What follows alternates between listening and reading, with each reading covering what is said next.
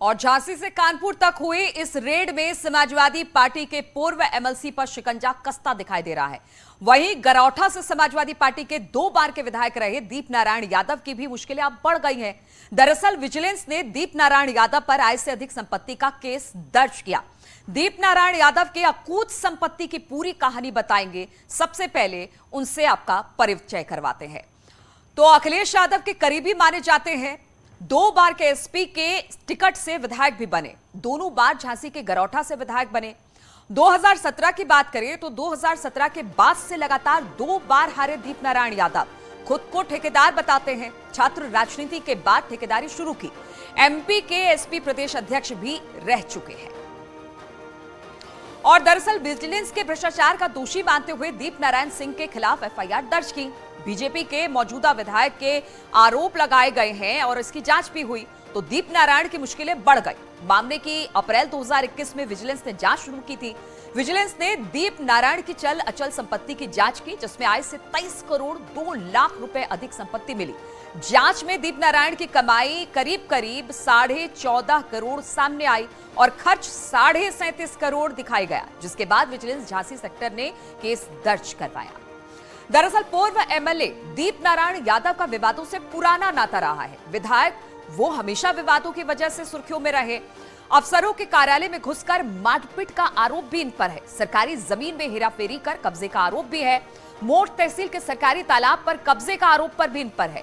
किसानों की जमीन पर दबंगई से कब्जा करने का आरोप भी इन पर लगा। सत्ता का दुरुपयोग कर सरकारी धन की बर्बादी का आरोप भी दीप नारायण पर लगा।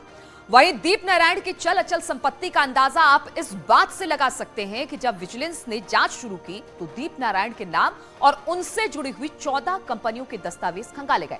यानी दीप नारायण ने विधायक रहते हुए 14 कंपनियों को खड़ा कर दिया, जिनमें future tank housing private limited, BD builder associate, Mona construction, granite SR residency private limited, moon city scape builder private limited, Rama Devi private limited, Rama Devi educational foundation trust Khurd, Mot DSSA real estate private limited Jarha Khurd, Tikaram Yadav स्मृति महाविद्यालय मोट, टीकाराम विधि महाविद्यालय Mot, doctor Ram Manohar Lohia ITI college Jarha Khurd, Rama Devi enterprises private limited, DNA private limited, messrs Maa Pitambara private limited शामिल है, जिसकी जांच अब vigilance ने की है।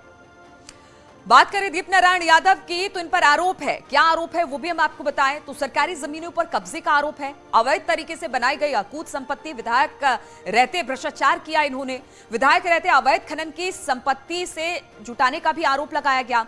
2006 से 2016 के बीच अवैध संपत्ति बनाने का आरोप भी इन पर लगा। सरकारी जमीन में मून सिटी कॉलोनी भी इनकी तरफ से बनाई गई।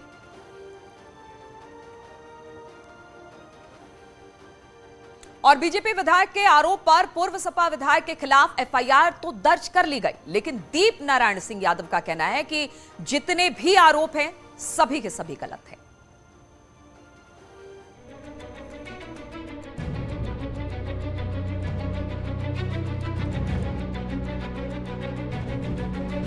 भ्रष्टाचार पर योगी सरकार का वार और भ्रष्टाचारियों पर जांच एजेंसियों का लगातार कसता शिकंजा अवैध तरीके से अकूत संपत्ति बनाने वालों के लिए नासूर बनता जा रहा है।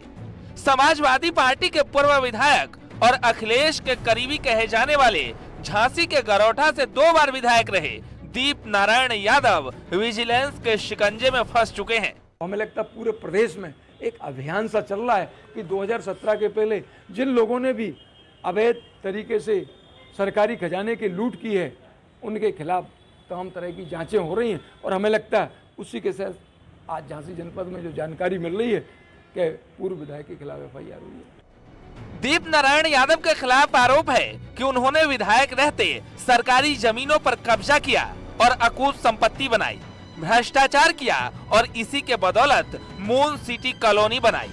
बीजेपी विधायक की शिकायत पर विजिलेंस ने पूर्व सपा विधायक दीप नारायण सिंह यादव के खिलाफ आय से अधिक संपत्ति का मामला दर्ज किया है। लगातार जनता के बीच में रहता हूं और जनता की बात सुनना पड़ती है और जनता की शिकायतें ऊपर अपन लगातार कहता हूं और हमें लगता जिन लोगों ने 2017 के पहले ये सरकार को लूटा है, सरकारी खजाने को लूटा है, तो लाजमी है कि आज हम विधायक हैं तो हमें शिकायत करना पड़ेगी और वो जो लेकिन ये सरकार में निष्पक्ष तौर पर हमें लगता है न कहीं किसी प्रकार का भेदभाव पक्षपात है, लगातार कानून का राज है। हालांकि मामले को लेकर दीप नारायण यादव का कहना है कि जितने भी आरोप हैं वो बेबुनियाद हैं। मून सिटी प्रोजेक्ट में 100 करोड़ रुपया SBI का लगा है और विकास प्राधिकरण ने इसकी जांच कर मून सिटी को प्रमाण पत्र भी दिया है। जेडीए ने नक्शा पास किया। जेडीए जब नक्शा पास करता है, एक एक नंबर की क्वेरी करता है, विभागों, सारे विभागों से एनओसी ली जाती है। कोई प्रोजेक्ट ऐसे नहीं बनता। अवैध कॉलोनी तो कोई बना सकता है, लेकिन वैध कॉलोनी के लिए आपको एक एक नंबर का, सिजरे का जिक्र करना पड़ेगा। उसके ऊपर जो आप लेआउट पास कराते हैं, वो किस नंबर में कौन सा लेआउट आ रहा है उसका जिक्र होता है। अगर 1 डिसमिल भी जमीन आपकी सरकारी होगी तो आप प्रोजेक्ट पास ही नहीं होगा। पहले उस जमीन के बारे में उसको चिन्हित करके उसको अलग करना पड़ेगा। तो जवाहर जी कम से कम वकील है, पढ़े लिखे हैं, थोड़ी जानकारी तो कर ले पहले पूरी। फिर आप बैंक फाइनेंस वाला, इस प्रोजेक्ट में मेरा क्या लगा हुआ है, इसमें 100 करोड़ रुपए स्टेट बैंक का लगा है। लोगों ने अपने नाम से पैसे लेकर, लोन लेकर लोगों ने मकान लिए हैं यहाँ। दीप नारायण सिंह कितनी भी सफाई दें, लेकिन विजिलेंस ने भ्रष्टाचार का दोषी मानते हुए उन पर केस दर्ज किया है।